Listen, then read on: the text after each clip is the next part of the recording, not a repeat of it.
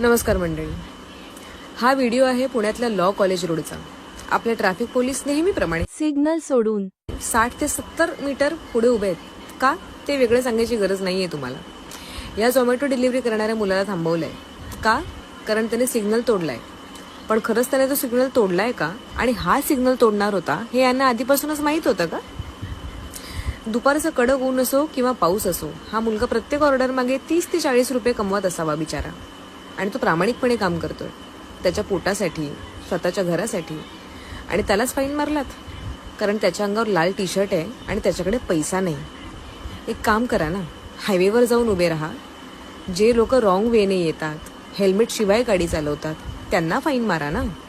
पण तिकडे तुम्ही जाणार नाही कारण तिकडे जे तुम्हाला हवंय ते मिळतच आहे. हा मुलगा बिचारा आहे पण मुका नाही आहे. आम्ही जनता आता खरंच गप्प बसणार नाही.